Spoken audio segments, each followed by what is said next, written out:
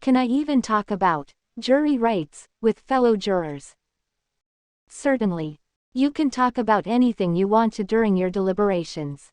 It is certainly appropriate to discuss the role of the jury, its history, the rights and powers of jurors, but you may be moving onto thin ice if you attempt to document your discussion with written materials, including this brochure.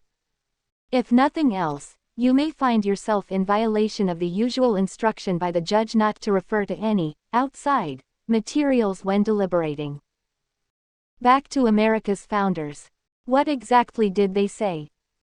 Our third president, Thomas Jefferson, in 1789 wrote a letter to Thomas Paine, saying, "I consider trial by jury as the only anchor yet devised by man by which a government can be held to the principles of its Constitution." 8. Our second president, John Adams, in 1771 said about the trial juror, "It is not only his right, but his duty to find the verdict according to his own best understanding, judgment, and conscience, though in direct opposition to the direction of the court." 9. John Jay, the first U.S. Supreme Court Chief Justice, in 1794 said that jurors have a right to determine the law as well as the facts in controversy. 10.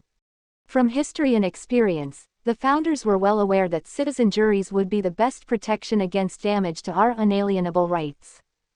That's why they insisted on trial by jury in the Declaration of Independence, Constitution, and Bill of Rights. Trial by jury gets more mentions than any other right.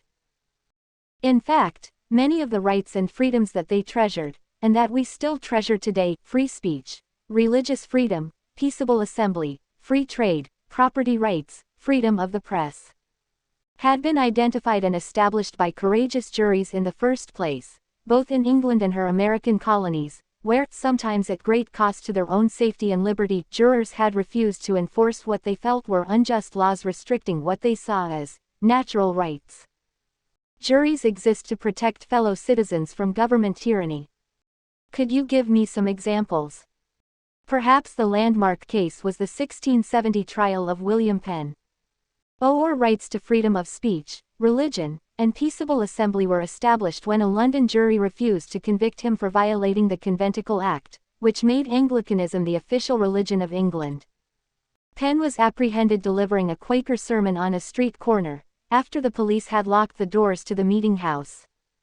His jury could see no harm in what he did, and refused to convict even after being locked in the deliberation room without food, water, or toilet facilities for days, and told to find him guilty. Even then, they were fined for their verdict and those who didn't pay were jailed. But when the highest court in England released them, the rights they had protected were on their way to becoming constitutional law. They appear today in our First Amendment. In 1735, in New York Colony, John Peter Zenger's acquittal by jury established freedom of the press. He was accused of seditious libel for printing true stories and editorials about corruption in the colonial governor's office. The court told the jury, truth is no defense, but the jury told the court, not guilty, even though there was plenty of evidence of Zenger's guilt. The jury brought in a conscientious verdict, in the face of a bad law. So, what happened between those days and the present? Certain big business interests saw their influence and profits cut by juries which refused to enforce laws those interests had spent a lot of money lobbying the government to pass, especially the laws which made it illegal for workers to strike. When men with ties to these groups came to constitute a majority of the membership on our Supreme Court in the late 1800s, they made the decision which to this day allows judges to try to keep the power of nullification secret from juries. 11. Though our government only rarely admits it. 12. The power still exists, secret or not. That is why a fully informed jury movement is underway to tell you the secret the courts will not.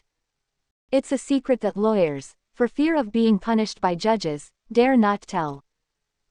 In summary, the secret is merely this: you, the juror, are the most powerful person in the courtroom because you alone have the last say on both the law and the evidence. If you acquit the defendant in a criminal case, that ends it. The defendant cannot be tried again for the same crime. This is the essential power that we citizens must have if we are to retain control over our government servants, so that no matter what actions the government makes illegal, it is we, not they, who can decide whether or not to apply the law. AGFIJA urges you to use your awesome power wisely, to promote liberty and justice, and to guide the democratic process. I have more questions. Does AGFIJA have more answers? Yes. We'll mail a free jury power information kit (PIC) to you if you call 1-800-TELJURY and tell us where to send it. The JPIC has detailed information on what to do if you're called for jury service, or you're going to face a trial by jury, or want to know more about the history of the doctrine of jury nullification. For a rich source of more information, please visit our website at. These sites contain a huge list of readings, downloadable documents and masters. Also on the websites are lists of contacts for the many independent state and local level jury rights groups that have formed around the country, so if you want to get actively involved in educating fellow citizens about their rights and powers as jurors, you should be able to find someone fairly nearby who can help you get started. If I can't get actively involved, what can I do? We know many people are very busy. We can always put a contribution from you to good use, and remember that we are a 501(c)(3) for tax purposes. And when you're done reading this brochure and after the trial, if you're a juror, give it to a friend, coworker, or relative in case he or she ever needs to refer to it, or wants to call for a JPIC, or get in touch with FIJA headquarters, or find some local jury rights activists. Thank you for taking the time to read this brochure. If you're ever fortunate enough to be impaneled on a jury, here's hoping that the information it contains helps you make a decision you can be proud of. Il Brandborg v. Lucas, 891 F sub.353 ed Tex. 1995 2 U.S. v. Watts U.S. 117 S Court 633, 136 L ed. 2D 544 1997 3 USAV. Thomas, et al., 116 F3D 606, 2nd CIR, 1997 US App. Lexus 11852, Fort Sparf and Hansen v.